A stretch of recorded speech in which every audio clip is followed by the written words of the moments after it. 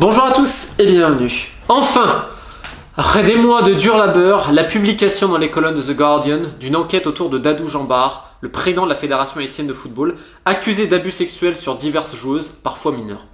Alors c'est un travail de longue haleine que j'ai mené avec le journaliste italien Alex Sismic et Ed Aarons du Guardian.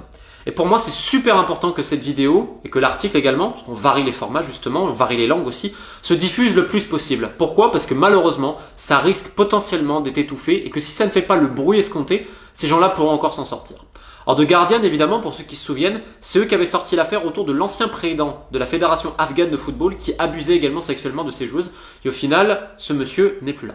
Évidemment, pour Haïti, on va essayer d'aller plus loin parce que c'est le début d'une longue bataille, d'un long combat. Aujourd'hui, j'espère que des associations, des ONG et plein d'autres personnes diront stop et vont pouvoir agir pour les victimes et leurs familles. Je vais rappeler un petit peu les faits. Donc, la plupart des viols surgissent dans le centre FIFA Goal de la Croix des Bouquets, donc à côté, pas très loin, de Port-au-Prince, la capitale de Haïti. Ce centre FIFA Goal a été formé et financé par la FIFA afin justement de doter Haïti de structures de formation afin d'aider les jeunes garçons et les jeunes filles à devenir des joueurs professionnels.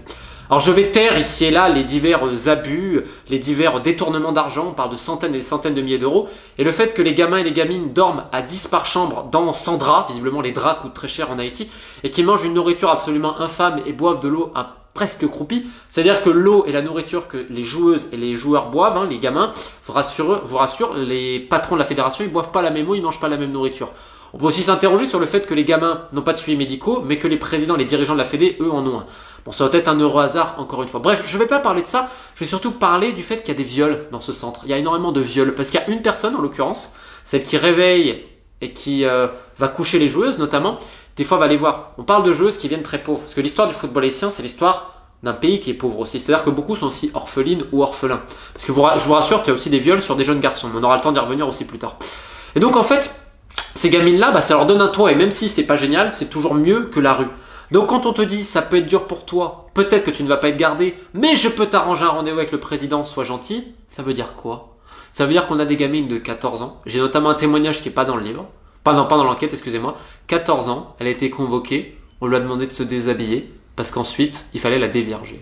C'est-à-dire qu'on parle d'enfants parfois, de 14 ans, vierges, à qui on demande de se déshabiller pour qu'un espèce de malade de quasiment 70 ans. Et j'ai même pas la force de dire après ce qui se passe.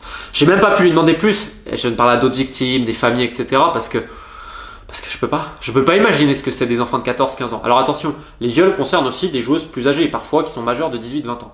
Tu en as certaines qui ont dû avorter, tandis que d'autres, à 16-17 ans, ont été enceintes. Elles n'ont pas avorté, sauf qu'une femme enceinte, évidemment, elle peut plus jouer au foot, donc on la dégage.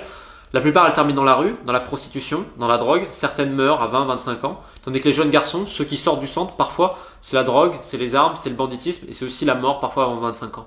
C'est pas un centre de football, c'est un centre de la mort, le centre FIFA Goal de la Croix des Bouquets. Et c'est d'ailleurs marrant parce que toujours Dadou, donc le président de la fédération haïtienne, nous dit les étrangers sont les bienvenus, etc.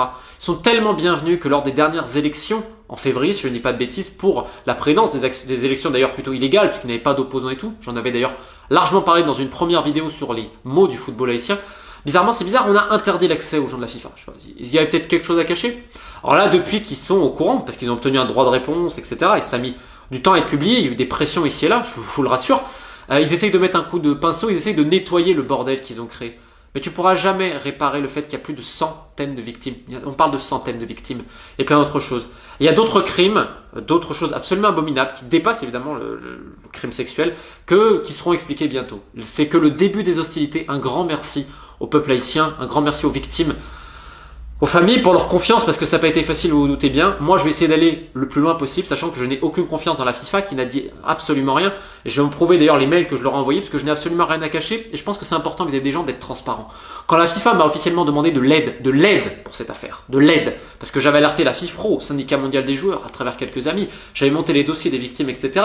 La FIFPro redonne la patate chaude à la FIFA, parce que visiblement, on se chie bien dessus, parce que violer des Haïtiennes, des Sierra-Léonaises ou des Gabonaises, visiblement, ça importe pas grand monde après tout.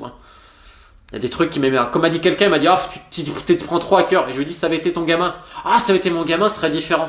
Mais à quel moment l'être humain est descendu aussi bas pour dire en gros c'est mon gamin, ça importe, mais c'est le gamin du voisin qui se fasse enculer, c'est pas grave, à 13-14 ans? Mais à quel moment on est tombé aussi bas pour toujours fermer les yeux parce qu'on dit j'ai peur? On va avoir peur jusqu'à où? Jusqu'à où? Jusqu'à ce que ça soit nos propres gamins. Et là, quand ça va nous toucher personnellement, on va dire, c'est pas normal et on va gueuler. Mais ce sera trop tard à ce moment-là. Ce sera trop tard et c'est déjà sans doute trop tard. Mais au bout d'un moment, je sais que c'est une bataille mythique et tu coupes une tête, il y en a 7 autres qui réapparaissent, mais on va pas non plus fermer notre gueule. Je sais que la seule solution, c'est de couper toutes les têtes en même temps et que j'en ai pas la capacité, pas grand monde en a la capacité, mais c'est pas en fermant notre gueule que ça va changer quelque chose. Bref, j'y retourne. Ce qui moi m'énerve un peu, mais ça me tient à cœur. Donc la FIFA me demande le LED, etc. J'avais mis... J'avais puisé le combat. Et donc, je dis ok, pas de problème, on peut préparer des conférences et tout. Le lendemain, une personne de la FIFA, dont je vais taire le nom, mais elle est importante, et les gens de la FIFA savent de qui il s'agit, appelle en Haïti, la fédération, notamment le secrétaire général et le président, pour leur proposer de l'aide. Je vais vous présenter un avocat suisse, etc. Donc j'ai envoyé un mail direct en disant, vous me parlez de confidence, de confiance, de confidentialité. Et le lendemain, c'est pas la faute de ces gens-là, c'est la faute d'une personne. Est en train de protéger des criminels sexuels, une personne importante. J'étais tellement énervé, donc je leur ai remis parce qu'ils m'ont relancé la FIFA, mais en aucun cas je ne peux travailler et collaborer avec la FIFA tant que cette personne sera là, parce que c'est beaucoup trop dangereux pour les victimes et leurs familles. J'ai la responsabilité de ces gens-là aujourd'hui, parce que leur dernier espoir c'était la FIFA qui les a trahis et qui a laissé faire un criminel sexuel et d'autres prédateurs sexuels en liberté depuis des années. C'est pour ça que tous les gens qui peuvent aider sur ce sujet-là, je sais pas exactement, je pense que Save the Children sera intéressé, peut-être l'UNICEF et tant d'autres, il est temps d'agir. Ces gens-là, leur place, elle n'est pas en liberté, elle est en prison. Je le répète, ils sont nombreux. Donc les investigations vont continuer et j'en ai rien à cirer des menaces d'intimidation et tout. Au bout d'un moment, je vais le redire à tout le monde, à quel moment dans l'humanité on va accepter que des enfants de 13-14 ans soient déviargés, soient violés par des prédateurs sexuels de 70 ans. Et notre quoi? Notre but c'est de fermer notre gueule et de laisser faire quand un des responsables de la FIFA essaie de les aider. Eh ben désolé, ce jour-là il n'est pas arrivé, il est temps de voir notre gueule et de faire quelque chose. Je sais que je vais pas révolutionner le monde, mais à minimum, un souci de transparence c'est bien. Et encore moi c'est que dalle, parce que moi j'ai pas été violé, moi ma vie elle est pas foutue. La vie de ces gamines elle est foutue à cause de gens comme ça. J'aimerais bien que vous réfléchissiez. Juste un truc, mettez l'image. 14 ans, votre gamine. On lui dit déshabille-toi et l'autre il va la violer. Vous faites quoi? Haïti, le combat continue. On libérera le football haïtien un jour. Et ce sera grâce à vous. Allez, j'en ai assez dit.